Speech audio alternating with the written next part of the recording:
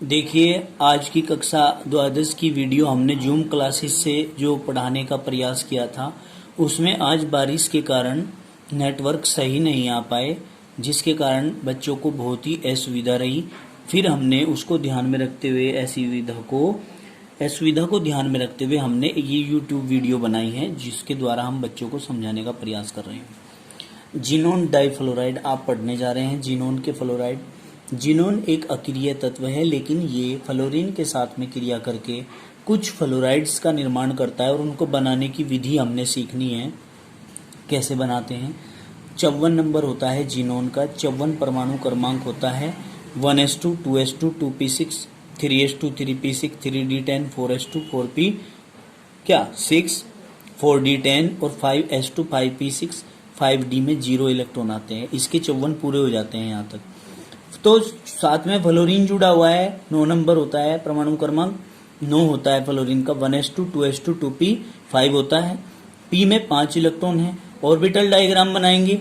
p के लिए 3 orbitals का निर्माण करेंगे और 5 इलेक्ट्रॉन डालेंगे। 1 2 3 4 5, ठीक है ना। 5 इलेक्ट्रॉन आगे। 1 इलेक्ट्रॉन इसमें अनपेयर्ड रह जाता है, यानी कि अयुग्मित रह जाता है। ये इलेक्ट्रॉन कैसा है? अयुग्मित। और आप लोगों को पता होना चाहिए कि बंध बनाने में अयुग्मित इलेक्ट्रॉन ही भाग लेते हैं। किसी भी परमाणु के अयुग्मित इलेक्ट्रॉन भाग लेते हैं किसमें? बंध बनाने में। अब देखिए हमने क्या किया, इनका जो ऑर्बिटल डायग्राम बनाया है और इसमें हमने कहा 5s2 5p6 और 5d10, यानी कि 0। यहाँ तो d 0 है ना। अब हम क्या करेंगे, इनके लिए ऑर्बिटल डायग्राम बनाएंगे इस बाह्यतम कोश के लिए। केवल किसके लिए ऑर्बिटल डायग्राम बनाते हैं? बाह्यतम कोश के लिए। किसके लिए बनाते हैं भाई? बाह्यतम कोश के लिए। तो क्या करेंगे, ध्यान से देखिए क्या करेंगे हम। 5s2 5p6 और 5d0। अब देखिए इसके लिए बना रहे हैं तो 5s में 2 इलेक्ट्रॉन डाल दिए, 5p में 6 इलेक्ट्रॉन डाल दिए। यहाँ पर तो 6 थे ना, और 5d में कुछ भी इलेक्ट्रॉन नहीं आया, क्योंकि ग्राउंड स्टेट की हम बात कर रहे हैं। अब इसी को हमने एक्साइटेड स्टेट में बदला है। यहाँ से ये वाला इलेक्ट्रॉन एनर्जी को गेन करेगा, ये यहाँ से एनर्जी को गेन करेगा। एनर्जी को गेन करके ये इलेक्ट्रॉन यहाँ से 5d में चला जाएगा। तो 2 इलेक्ट्रॉन इसमें और 1 2 3 4 5 इलेक्ट्रॉन इसमें। 6 वाला इलेक्ट्रॉन एनर्जी को गेन करके d में चला गया। तो इसका मतलब संकरण हुआ। s का 1 है, p के 3 है और d का 1 है, यानी कि sp3d संकरण इसमें पाया जाता है। तो आपने कहा कि इसमें 2 अयुग्मित इलेक्ट्रॉन आ गए हैं जिनोन के केस में। किसके लिए हैं आए हैं 2 अयुग्मित इलेक्ट्रॉन? जिनोन के लिए आए हैं। तो जिनोन के लिए 2 अयुग्मित इलेक्ट्रॉन आ गए हैं। तो हमने क्या करना है भाई, फ्लोरीन का 5 थे, इसका 1 अयुग्मित इलेक्ट्रॉन है। तो चूंकि इसके साथ में 2 फ्लोरीन जुड़ रहे हैं और एक फ्लोरीन में 1 अयुग्मित, दूसरे फ्लोरीन में दूसरा अयुग्मित, तो हमने क्या किया, इसका 1 अयुग्मित इलेक्ट्रॉन का अटैचमेंट इस फ्लोरीन से दिखा दिया और इसका इससे दिखा दिया। तो यानी कि हमारे पास बॉन्ड बन गए 2। तो हमने कह दिया बॉन्ड पेयर हैं हमारे पास 2। लेकिन अगर बात करते हैं लोन पेयर की तो 1 2 3 3 लोन पेयर आपको इसमें दिखाई देते हैं। तो हमने कह दिया कि बॉन्ड पेयर 2 हो गए, लोन पेयर 3 हो गए। हम कहेंगे sp3d संकरण के कारण इनकी संरचना त्रिकोणीय द्विपिरामिडीय होनी चाहिए। कैसी होनी चाहिए? त्रिकोणीय द्विपिरामिडीय होनी चाहिए। परंतु ऐसा नहीं होता। क्यों नहीं होता? क्योंकि इसमें लोन पेयर पाए जा रहे हैं। लोन पेयर प्रतिकर्षण का कारण बनते हैं, डिस्ट्रक्शन कर देते हैं स्ट्रक्चर में, ठीक है। परंतु जिनोन पर परमाणु, ये क्या, जिनोन परमाणु पर 3 एकांकी इलेक्ट्रॉन युग्म होते हैं, जिसके कारण इसकी संरचना रेखीय हो जाती है। कैसी हो जाती है जी? रेखीय। देखिए सीधी रेखीय संरचना हो जाती है। XeF2। हमें किसी और को ध्यान में नहीं रखना है, हमें देखना है कि XeF2 के लिए संरचना कैसी आ रही है। XeF2 के लिए सीधी संरचना आ रही है, सीधी रेखा आ रही है, इसलिए हमने कह दिया कि इसकी संरचना रेखीय होती है। अब हम आगे बढ़ते हैं। XeF4 xenon tetrafluoride. Xenon tetrafluoride हमारा दूसरे नंबर का यौगिक आता है। इसमें जिनोन के फ्लोराइड में दूसरा नंबर आता है। तो हम क्या करेंगे, Xe इलेक्ट्रॉनिक विन्यास किया सेम तरीके से 1s2 2s2 2p6 3s2 3p6 3d10 4s2 4p6 4d10 5s2 5p6 और 5d 0। तो हमने फ्लोरीन का भी कर दिया सेम पिछली तरह 1s2 2s2 2p5। तो p के लिए ये 3 ऑर्बिटल 5 इलेक्ट्रॉन है तो 1 2 3 4 5 5 इलेक्ट्रॉन डाल दिए। अब हमने इसमें ऑर्बिटल डायग्राम बनाया। ऑर्बिटल डायग्राम किसके लिए बनाते हैं? अभी अभी हमने कहा था केवल किसके लिए बनाते हैं भैया जी?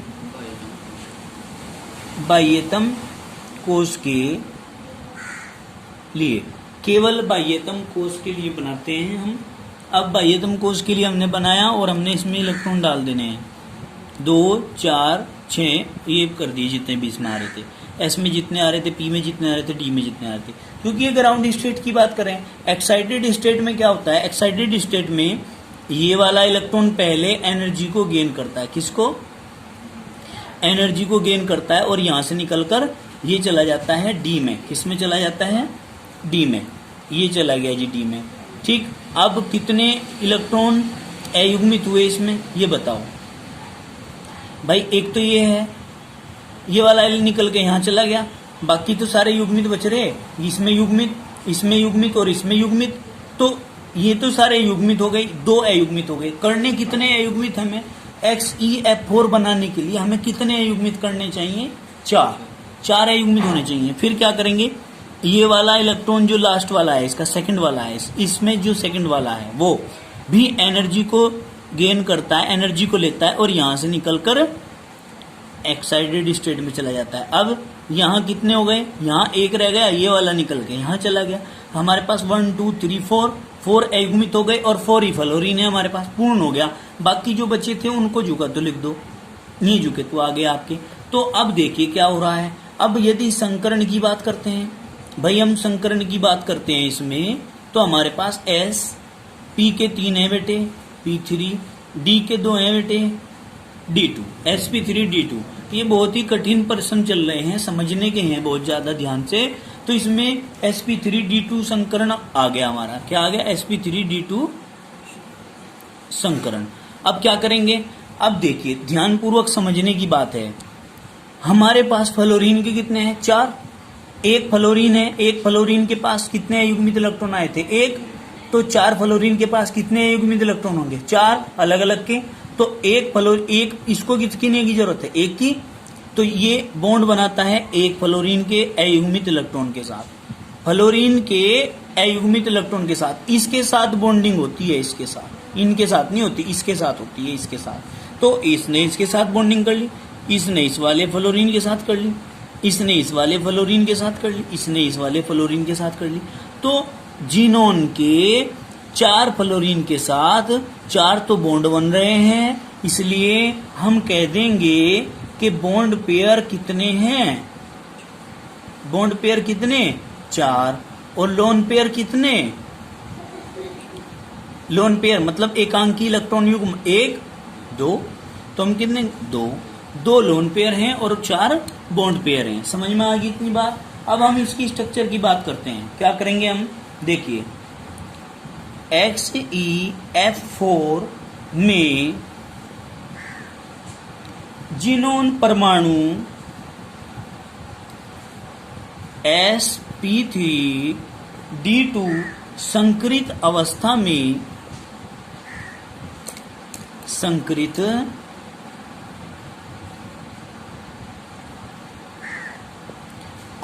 में रहता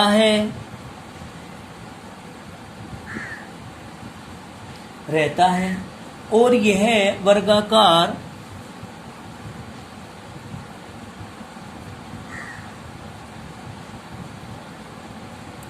यह वर्गाकार पटल की संरचना बनाता है।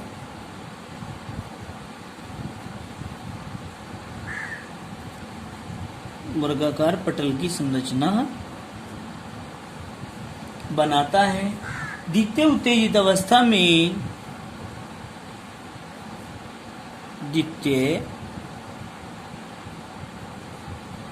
उत्तेजित अवस्था मतलब सेकेंड एक्साइटेड स्टेट क्या भाई, सेकेंड एक्साइटेड स्टेट में यह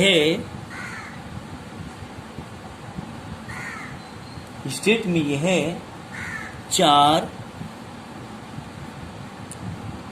बॉन्ड पेयर, चार है ना बेटे, चार बॉन्ड पेयर तथा दो लोन पेयर रखता है।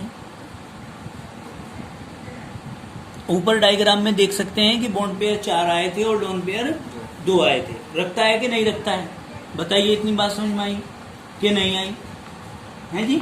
जिसके कारण इसकी स्ट्रक्चर में परिवर्तन हो जाता है। देखिए इसकी स्ट्रक्चर बनाएंगे, कैसे बनती है स्ट्रक्चर। देखिए भाई, ध्यानपूर्वक देखेंगे स्ट्रक्चर को। ये क्या है हमारा, जीनोम। क्या है जी, जीनोम। कितने बॉन्ड बनाए फ्लोरीन के साथ, चार बॉन्ड बनाए। एक फ्लोरीन ये रहा, एक फ्लोरीन ये रहा, एक फ्लोरीन ये रहा, एक फ्लोरीन ये रहा। तो जिनके साथ बॉन्ड बनाता है उसे तो डायरेक्ट दिखाओ बॉन्ड बना करके, ठीक है जी। लोन पेयर कितने बनाए हैं, लोन पेयर हैं दो, एक ये रहा लोन पेयर, एक ये रहा लोन पेयर। जो लोन पेयर बना रहा इसे ये दिखाओ, ठीक है जी।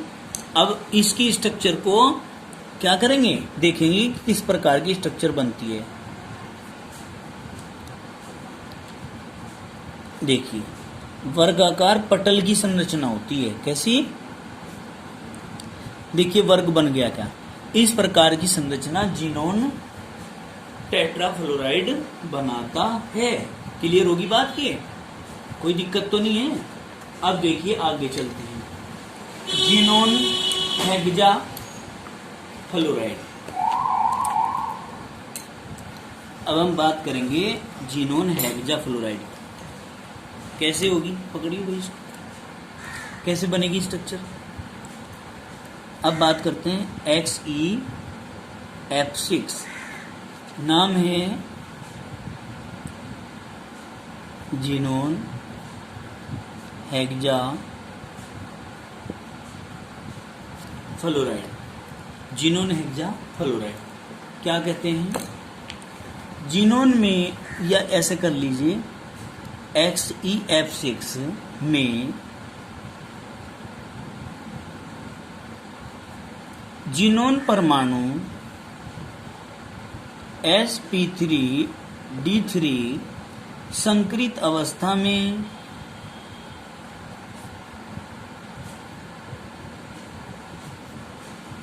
रहता है। कैसी अवस्था में रहता है, sp3d3 संकरित अवस्था में रहता है। sp3d3 संकरण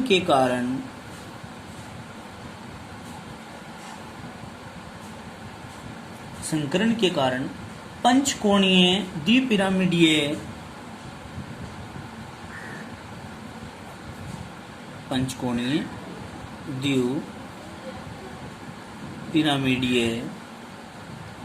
संरचना होनी चाहिए।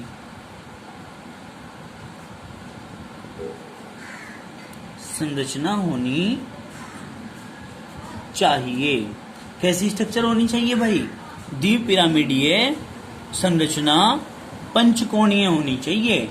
यानी कि पूरा नाम क्या बोलेंगे, पंचकोणीय द्विपिरामिडीय संरचना इसकी होनी चाहिए, ठीक है। परंतु अब कहते हैं, परंतु जीनोन परमाणु पर, ये परमाणु है भाई, परमाणु पर एक एकांकी इलेक्ट्रॉन युग्म होता है। एक एकांकी इलेक्ट्रॉन युग्म होता है, जिसके कारण इनकी संरचना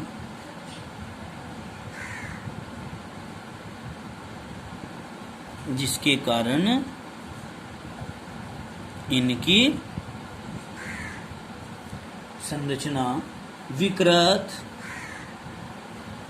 विकृत विकृत वो होती है जिसमें डिसऑर्डर आ जाता है, जिसमें कमी आ जाती है, ठीक है भाई, जिसके कारण इनकी संरचना विकृत अष्टफलकीय संरचना होती है।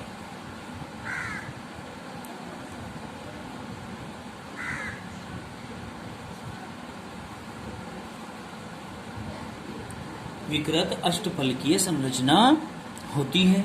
अब देखिए क्या करेंगे हम, यहाँ पर जीनोन हेक्साफ्लोराइड है हमारा टॉपिक।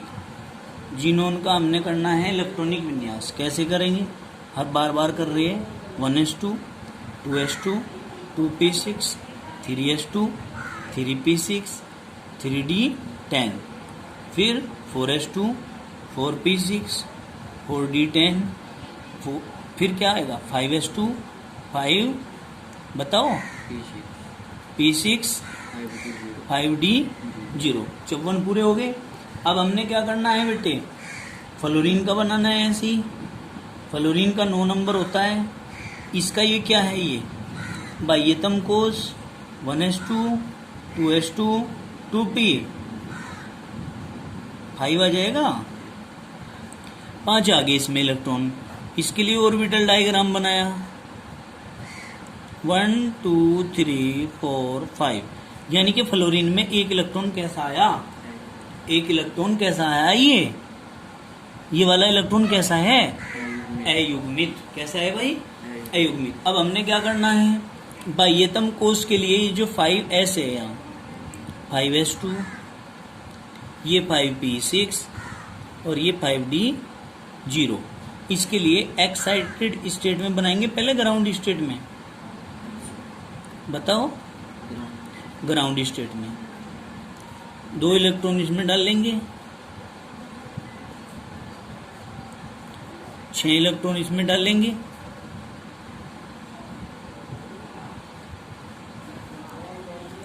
बाकी इलेक्ट्रॉन इसमें डालेंगे।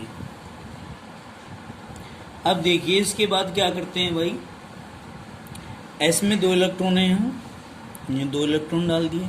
P में 6 इलेक्ट्रॉन है, 1 2 3 4 5 6 इलेक्ट्रॉन डाल दिए। D में कोई भी इलेक्ट्रॉन नहीं है।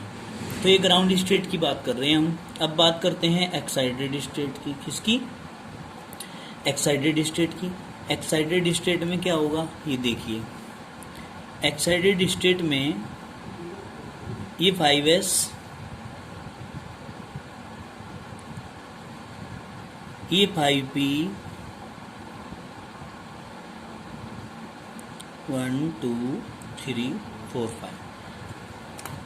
अब इनमें इलेक्ट्रॉन डालेंगे, चूंकि आप लोगों को पता है कि फ्लोरीन के 6 हैं और आपको ये भी पता है कि एक फ्लोरीन के पास एक अयुग्मित इलेक्ट्रॉन होता है। बार बार हम पढ़ते आ रहे हैं इस बात को। तो जब 6 फ्लोरीन है तो 6 ही अयुग्मित होंगे, और 6 युग्मित होंगे तो इसका मतलब हमें 6 अयुग्मित इलेक्ट्रॉन यहाँ चाहिए इसमें एक्साइटेड स्टेट में। कैसे होंगे भाई, 3 तो ये हैं, अब अगर 3 ये इसमें चले जाएं फिर तो हो जाएगा, 3 ये और 3 ये अयुग्मित नहीं हो जाएंगे 6।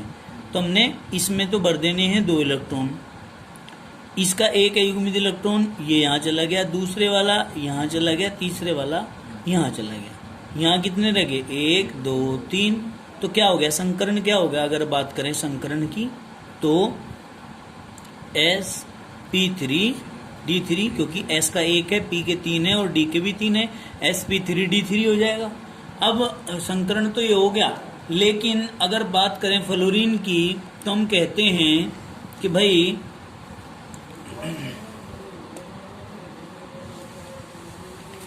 देखिए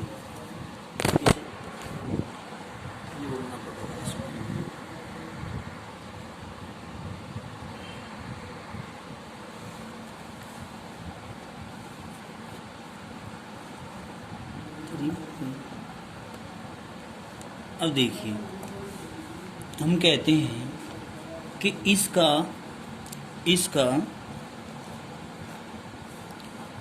एक फ्लोरीन इसका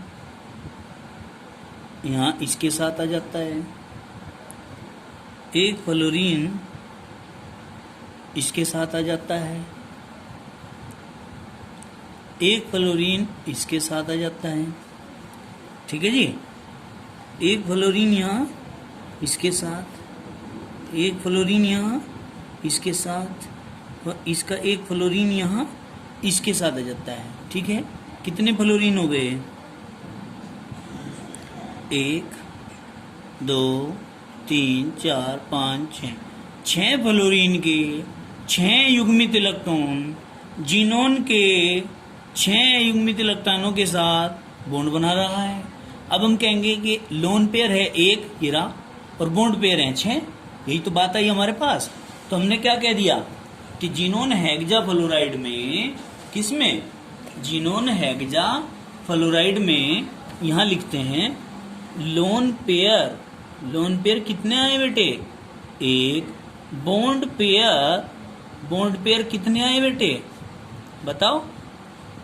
6 बॉन्ड पेयर आए हैं। संकरण कैसा हुआ? sp3d3। ये संकरण इसमें होता है।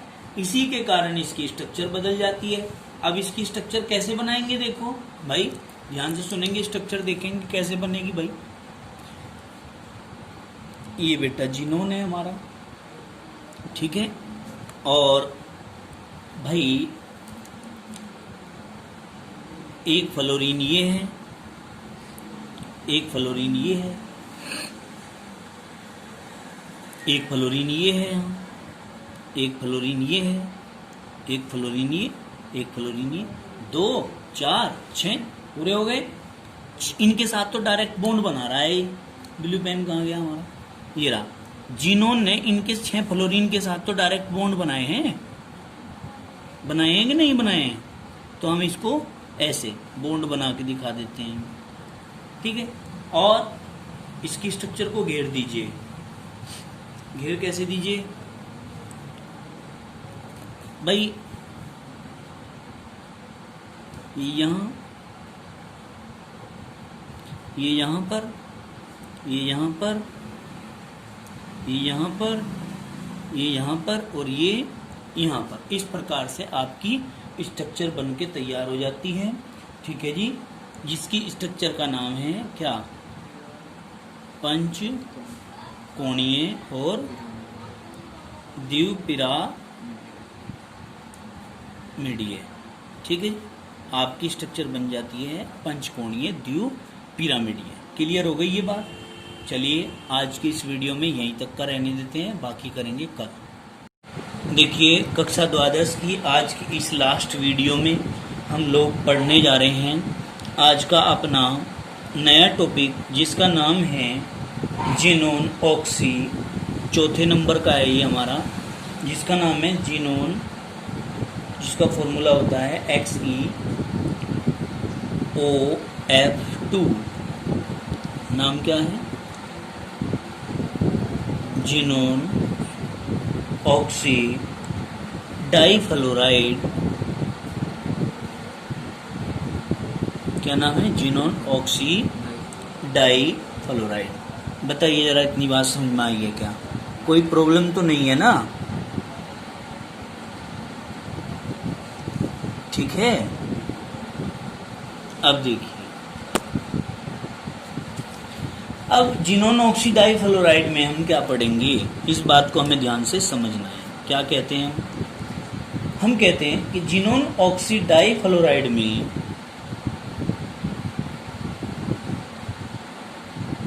जिनोन ऐसे भी लिख सकते हैं, जिनोन वैसे ऐसे बनेगा, सही इस तरह लिखा जाएगा, ठीक है। जिनोन ऑक्सी डाइफ्लोराइड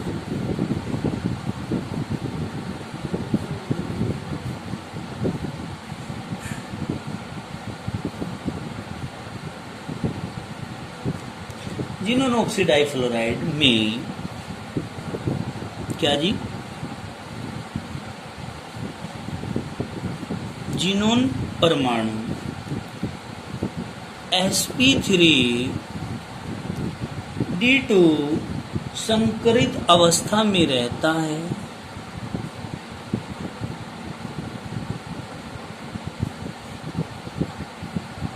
संकरित अवस्था में रहता है। साथ ही जीनोन परमाणु पर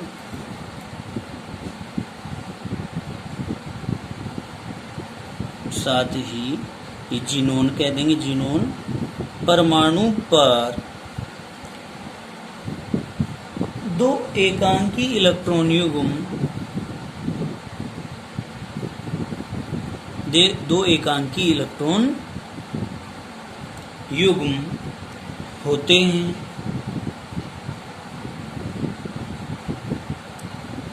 जिसके कारण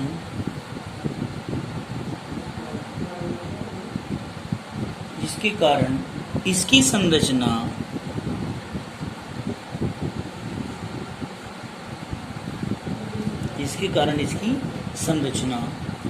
टी आकार की होती है। टी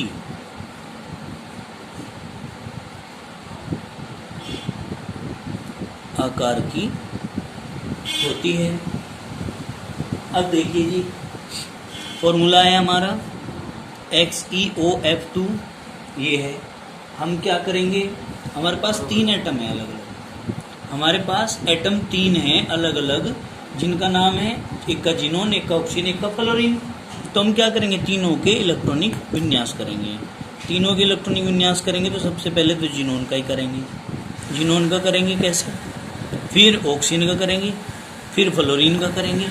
तो देखिए आप कैसे करते हैं भाई, 1s2 2s2 2p6 3s2 3p6 3d10 4s2 4p6 4d10, यहाँ करेंगे 5s2 5p6 और 5d0, ये आएगा। क्लियर हो गया। अब ये है इसका क्या, ये वाला क्या है इसका, बाह्यतम कोश। ऑक्सीजन है, ऑक्सीजन में क्या आता है, 1s2 2s2 2p4, 2 2 4 और 4 8। ठीक है, इसका करते हैं फ्लोरीन, 1s2 2s2 2p5, 2 2 4 और 5 9, यानी कि इसका 8 होता है, इसका 9 होता है।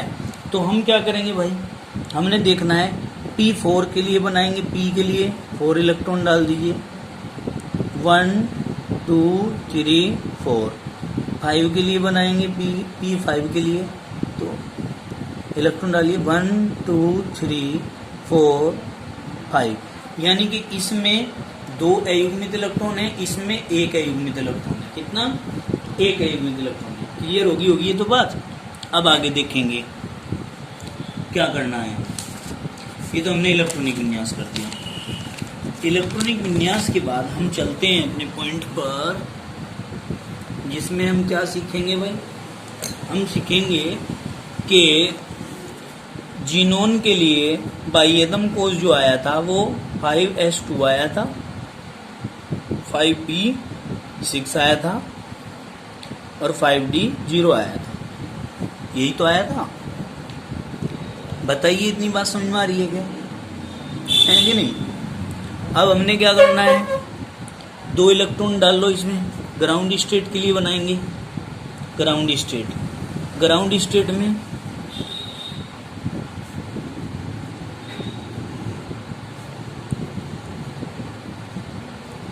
ये आपका ऑर्बिटल डायग्राम 1 2 3 4 5, 1 2 3, 2 इलेक्ट्रॉन इसमें है, ये डाल दो। 6 1 2 3 4 5 6, इसमें कोई भी इलेक्ट्रॉन नहीं है। अब हमने क्या करना है, हमने तरीका यूज करना है। तरीका यूज कैसे करेंगे, यहाँ से एक इलेक्ट्रॉन एनर्जी को लेके इसमें चला जाएगा, यहाँ से एक इलेक्ट्रॉन एनर्जी को लेके इसमें चला जाएगा। मतलब कि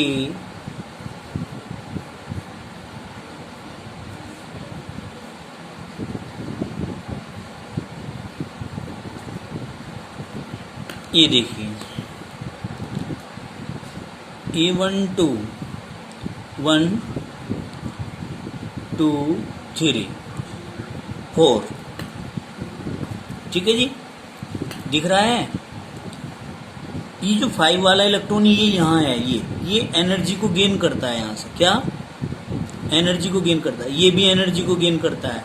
एनर्जी को गेन करके डी में चले जाते हैं, यानी कि ये वाला इलेक्ट्रॉन ये आ गया, ये वाला इलेक्ट्रॉन ये आ गया। कितने अयुग्मित हो गए? अब कितने अयुग्मित इलेक्ट्रॉन होंगे? ये है एक्साइटेड स्टेट। क्या है? और वो भी कौन सी? सेकंड एक्साइटेड स्टेट, यानी कि जिसमें 2 इलेक्ट्रॉन निकल कर जा रहे हैं। ठीक है, कितनी? सेकंड एक्साइटेड स्टेट जिसमें 2 इलेक्ट्रॉन निकल करके जा रहे हैं। तो हमारा जो संकरण की बात यदि हम करते हैं तो संकरण तो हम बता देंगे कि एक एस है, 3 पी के हैं और 2 डी के हैं, मतलब sp3d2 संकरण है इसमें। ये तो क्लियर हो गया। अब बात करते हैं हम किसकी? भाई इसके साथ में ऑक्सीजन भी था, तो ऑक्सीजन तो 2 बॉन्ड बनाता है। एक बॉन्ड इसने इसके अयुग्मित इलेक्ट्रॉन के साथ बनाया, एक बॉन्ड इसके अयुग्मित इलेक्ट्रॉन के साथ बनाया, तो मिल करके हम क्या कह देंगे कि ऑक्सीजन। यानी कि ऑक्सीजन ने 2 बॉन्ड में से एक बॉन्ड इसके साथ, एक बॉन्ड इसके इलेक्ट्रॉन के साथ बनाया। यानी कि ऑक्सीजन के 2 जो अयुग्मित इलेक्ट्रॉन आए थे पीछे हमारे, जो आप देख रहे हैं यहाँ चित्र में, ये जो चित्र में ऑक्सीजन के 2 अयुग्मित इलेक्ट्रॉन आए थे, इन अयुग्मित इलेक्ट्रॉनों में एक ऑक्सीजन के 2 आए थे ना, इन एक ऑक्सीजन के 2 इलेक्ट्रॉनों ने जिनोन के 2 इन अयुग्मित इलेक्ट्रॉनों के साथ बॉन्ड बनाया है। अब बात करते हैं हम फ्लोरीन की, चूंकि F ये फॉर्मूला है ना हमारा XeOF2, ये है ना हमारा फॉर्मूला XeOF2। तो ऑक्सीजन ने बॉन्ड बना लिए 2 के साथ, तो अब फ्लोरीन भी तो 2 हैं। एक फ्लोरीन के पास तो एक ही अयुग्मित इलेक्ट्रॉन है भाई। एक फ्लोरीन के पास कितना है? एक अयुग्मित इलेक्ट्रॉन। और 2 फ्लोरीन के पास कितने होंगे? 2 अयुग्मित इलेक्ट्रॉन। तो इसके एक अयुग्मित इलेक्ट्रॉन ने एक अयुग्मित इलेक्ट्रॉन फ्लोरीन के साथ में क्या कर लिया? बॉन्ड बना लिया। दूसरे वाले अयुग्मित इलेक्ट्रॉन ने दूसरे फ्लोरीन के अयुग्मित इलेक्ट्रॉन के साथ बॉन्ड बना लिया। तो इसका मतलब क्या हुआ? इसका मतलब ये हुआ कि लोन पेयर कितने हो गए? यहाँ देखो, यहाँ एक ये लोन पेयर कितने हैं बेटे? लोन पेयर 2 और बॉन्ड पेयर 1 2 3 4। क्लियर होगी बात? अब आगे चलते हैं, इसकी स्ट्रक्चर के बारे में पढ़ेंगे। अब स्ट्रक्चर कैसे पढ़नी है देखो, ये बेटे जिनोन है आपका, जिनोन हो गया, ठीक है जी। एक ऑक्सीजन आ रहा है इसमें, तो जिनोन ने ऑक्सीजन के साथ में डबल बॉन्ड बनाया, एक बॉन्ड ये डबल बॉन्ड ऑक्सीजन हो गया। 2 फ्लोरीन के साथ बॉन्ड बनाए, एक फ्लोरीन ये, एक फ्लोरीन ये। लोन पेयर कितने है? एक ये रहा। तो आप क्या करते हैं, ये रहा एक लोन पेयर, ये रहा एक लोन पेयर, ये रहा। बताओ इतनी बात समझ में आई क्या? ये दिखा दीजिए आप बॉन्ड बना के इस तरह।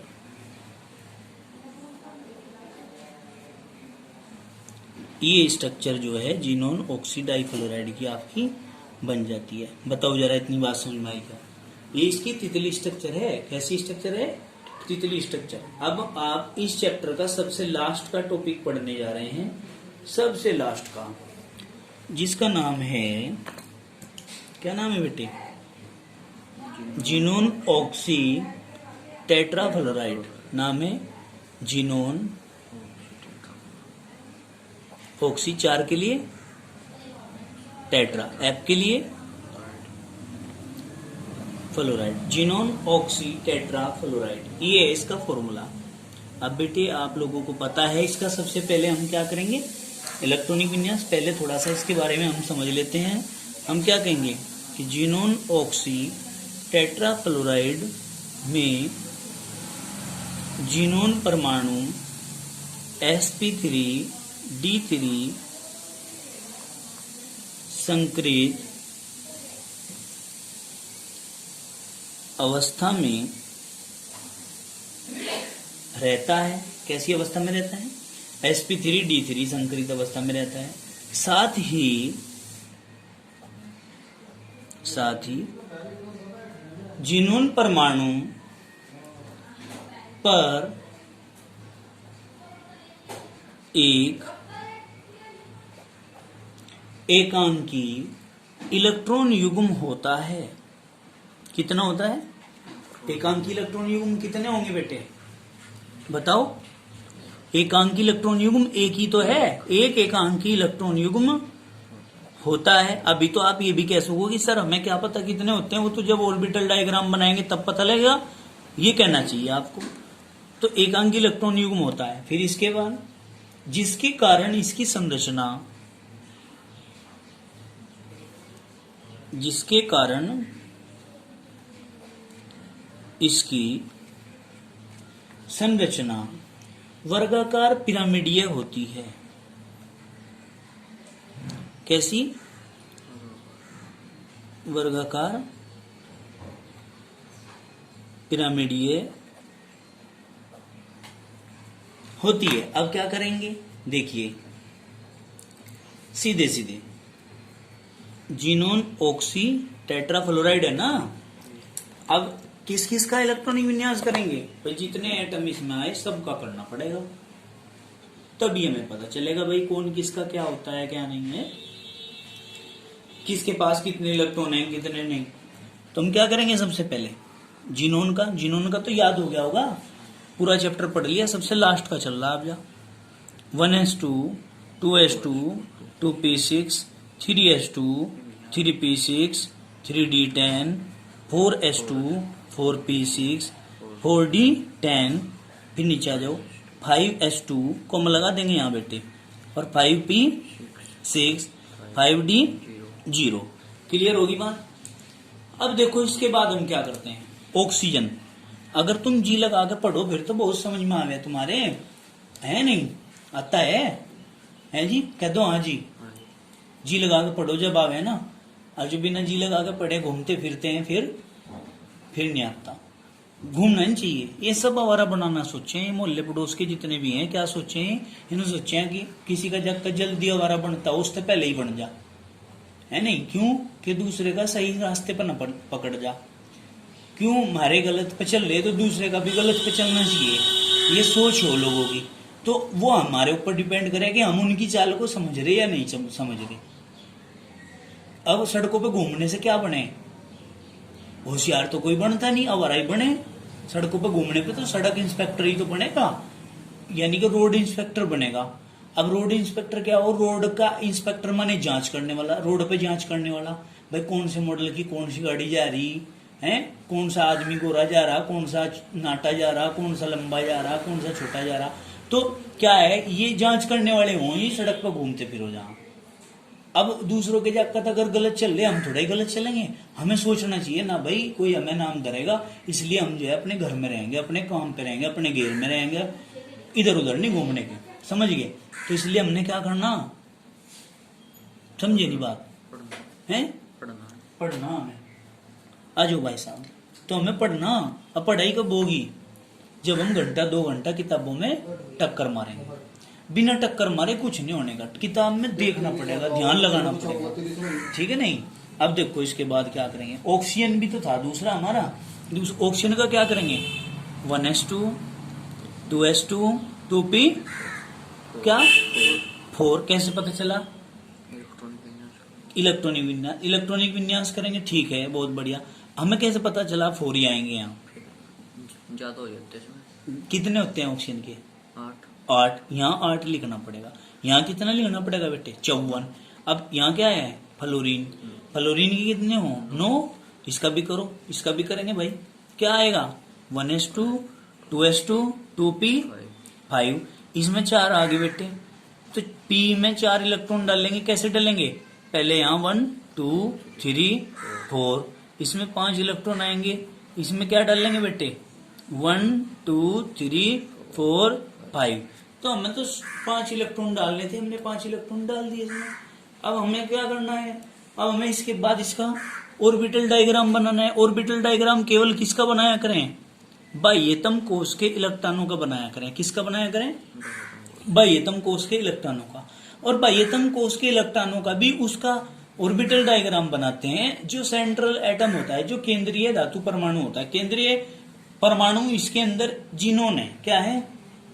जीनोन के बाह्यतम कोश के हैं। कौन कौन से हैं? सबसे पहले 5s2, फिर 5p6, फिर 5d0। आगे समझ में, ये तो बहुत देर में समझ में आया, ये तो किसी के समझ में भी नहीं आती चैप्टर की ये चीजें, ये नहीं समझ में आती, लेकिन तुम्हें बहुत ही आसान तरीके से मैंने समझा दी। अब तुम्हारी समझ में उम्मीद है कि आ गई होंगी। अब खुद बना के देखोगे तो और पक्की हो जाएंगी। देखो एस के लिए तो 2 ऑर्बिटल बनाए, पी के लिए कितने बनाए, 3 बनाए, और एस के लिए 2 बनाए, 2 बनाए, 1 बनाया। तो बताया करो ना, 1 2 3 4 5, डी के लिए 5 बनाए। अब हमने क्या करना, एस में 2 इलेक्ट्रॉन है, ये डाल दिए 2, इसमें 6 इलेक्ट्रॉन है, 1 2 3 4 5 6 डाल दिए। इसमें तो नहीं डालने, इसमें भी डाल लेंगे। क्यों नहीं डाल लेंगे, क्योंकि ये कौन सी स्टेट है, ये ग्राउंड स्टेट। ग्राउंड स्टेट मतलब परत पता नहीं होगा तो पता कर लो, प्रारंभिक अवस्था, इसको हम आद्य अवस्था भी बोलते हैं। अब भाई इसमें आ जाओ, यहां इसमें 2 इलेक्ट्रॉन,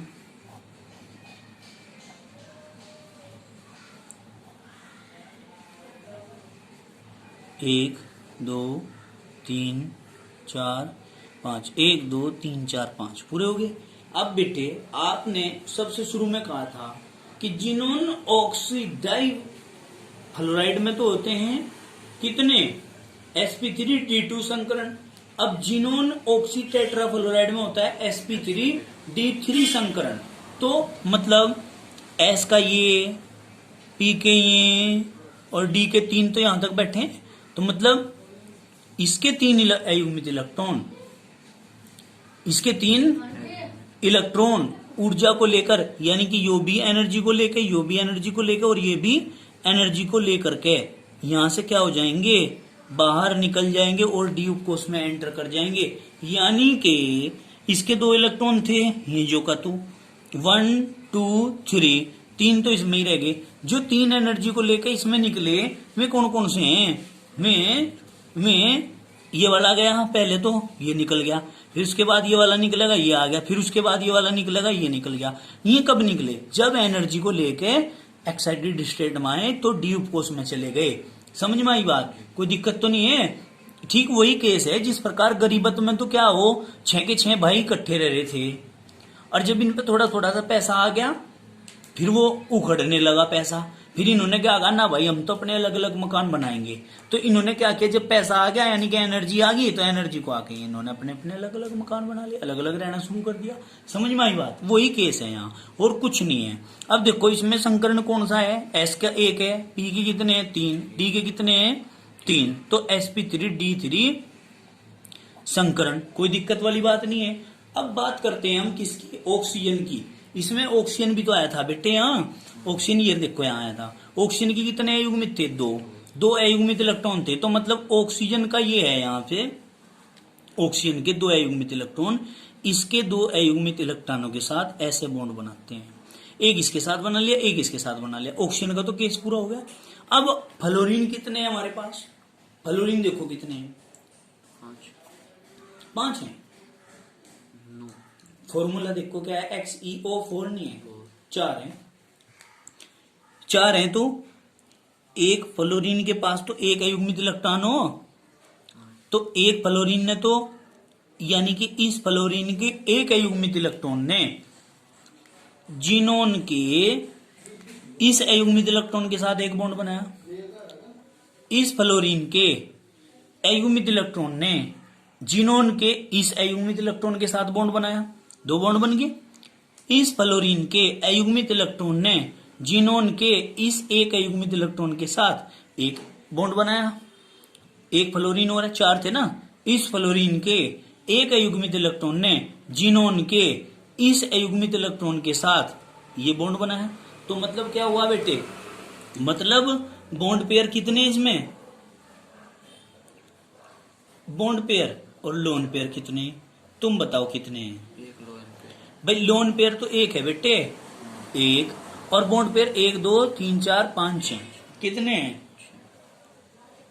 6 बॉन्ड पेयर है। बताओ जरा, समझ में आई क्या बात, कोई दिक्कत नहीं है। अब हम क्या करते हैं, लोन पेयर और बॉन्ड पेयर भी हमने दिखा दिए। अब हमारे पास एक चीज रहेगी जो कि स्ट्रक्चर को बताती है, स्ट्रक्चर कैसी है। तो हमें स्ट्रक्चर बनानी XeOF4 की, किसकी? XeOF4 की स्ट्रक्चर बनानी है। तो ये है हमारा जीनोन। फ्लोरीन है चार फ्लोरीन को मैं क्या करता हूं, एक फ्लोरीन ये रहा, एक फ्लोरीन ये रहा, एक फ्लोरीन ये रहा, एक फ्लोरीन ये रहा। बात करते हैं ऑक्सीजन की। ऑक्सीजन ये रहा, कोई दिक्कत है? अब 4 फ्लोरीन है, 4 बॉन्ड बना रहे हैं। तो ऑक्सीजन ने कितने बॉन्ड बनाए थे? ऑक्सीजन ने फ्लोरीन के इसके जीनोन के साथ में कितने बॉन्ड बनाए थे? दिख रहे हैं यहाँ ऑर्बिटल डायग्राम में, 1 2 बॉन्ड बनाए थे, और फ्लोरीन ने 1 बॉन्ड बना रखा है सबके साथ। तो हम क्या करेंगे बेटे, भाई ये दिखा दिया हमने, बना लिए 2 बॉन्ड तो ऑक्सीजन ने तो। और जो बात करते हैं फ्लोरीन की, फ्लोरीन ने सिंगल बॉन्ड बनाए थे कि नहीं बनाए थे? आप लोग फिटी सा बनाना डायग्राम बढ़िया करके, लाइनें खींचना। अब हम इसको इससे मिला देते हैं, इसको इससे मिला देते हैं, इसको इससे मिला देते हैं, और इसको इससे मिला देते हैं। तो इस प्रकार से हमारा जीनोन ऑक्सी टेट्राफ्लोराइड का डायग्राम पूरा हो जाता है। बॉन्ड का पता चल गया, समतल स्ट्रक्चर का पता चल गया, कैसी है कैसी नहीं है।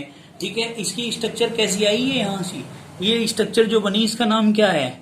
इसका नाम है वर्गाकार पिरामिडीय, वर्गाकार पिरामिडीय स्ट्रक्चर बनी है हमारी जीनोन ऑक्सी टेट्राफ्लोराइड की।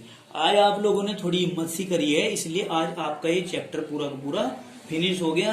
कल हम आपका नया चैप्टर शुरू करेंगे जिसका नाम है डी ब्लॉक तथा एफ ब्लॉक के तत्व या संक्रमण तत्व। क्लियर होगी बात? आज काफी अच्छी पढ़ाई हुई, ठीक है, जुनून के साथ हुई। खूब मेहनत करना, इसको तैयार करना। आज के लिए इतना ही काफी, बाकी करेंगे कल। धन्यवाद।